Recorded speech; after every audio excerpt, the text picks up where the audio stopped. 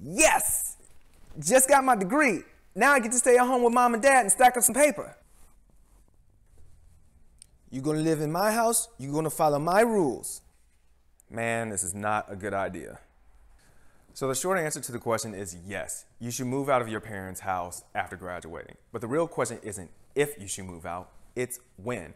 And if you're a parent that's watching this, I'm gonna tell you exactly when to kick your baby bird out of the nest, so make sure you stick around until the end. Let's get to it.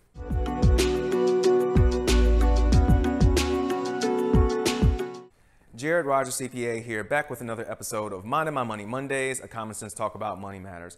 If you're new to the channel and you never want to miss another money saving tip, then click that little cartoon dude in the lower right side of your screen to subscribe. So after graduating, you might be wondering when you should move out of your parents' house. But before we get to the when, let's talk about the 3 reasons why you should move out. Reason number 1, your love life. While I don't know you personally, I can consider it a safe bet that you don't want to be single forever. And if you do, that's fine. But the info that I'm about to say is for those who don't want to be single. If you're single and you're living at home, you can't bring friends over like you want to. You'll get tired of just watching movies on a weekday night all by your lonesome.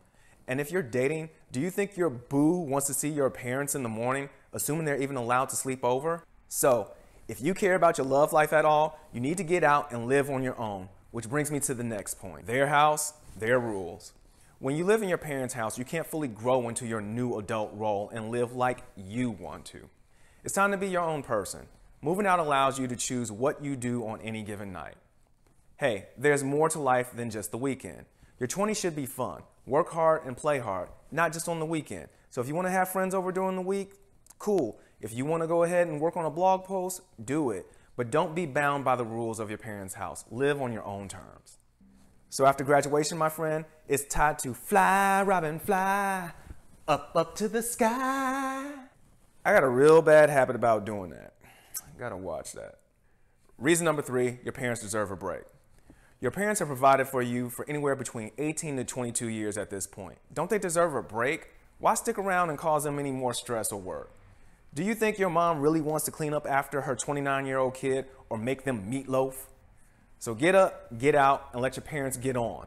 Get on living their life, that is, and celebrating the good son or daughter that they helped raise. So the real question, when should you move out? The answer to this question basically comes down to if you have a short deadline or either no or a long-term deadline. If you have a short deadline, then you need to work to be ready by that date to move out.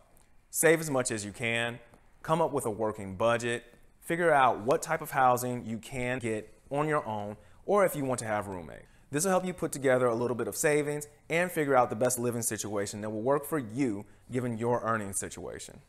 Now, if you have no deadline or you have a really long deadline, you're going to pretty much do the exact same thing, but there are a few extra items that you should be adding to your plan. You will save, you'll come up with a budget, and you'll determine your housing situation. You will come up with a savings goal or a target. The minimum of this savings goal should be anywhere between 3 to 6 months of your living expenses. Furthermore, you may layer on a long-term goal, which goes with what I am going to say next. Come up with a plan for that savings, whether that be buying a house, a rental property, or just making sure that you have enough money to start an investment program. And hey, once you hit your savings goal, it's time to get out the house and start being a bona fide, certified, dues-paying, card-carrying adult. Now for the parents watching. When should you kick your baby bird out the nest? All right, if the kid has a marginal paying job, then give them 3 to 6 months to save up some cash so that they have a little bit of a rainy day fund. If they have a high paying job, then only give them 3 months to do some research and find an apartment or a house that works for their budget. Hey, I'm a parent just like you, and part of being a parent is letting go. Humans are some of the slowest animals, and yes, we are animals, to let our young go and fend for themselves. Your kid will be okay, and they're going to survive. If it hits the fan, you can always give them some advice so that they can figure it out. And if it gets really bad, you can always let them come back. When I graduated from college, my parents told me that I had 1 year from graduation until I had to move out. During that time, I saved up and bought a car, I increased my savings, and then I even saved up enough money to have a rental property. So at the end of the year, I moved out on my own. All of these things made me grow up, and they made me solve my own problems. And that's what part of being an adult is. You have to grow up so it's time to move out and be your own adult. If you found value in this video, then please give it a thumbs up and go share it with your friends on social media. And if you have a question that you would like us to answer in a future episode, then feel free to shoot us an email in the address in the description below. So like I always say at the end of every episode, it's been fun, it's been real. I'm Jared Rogers, CPA, and until we meet again, let's all continue to mind my money, and I will see you all next Monday. Take care.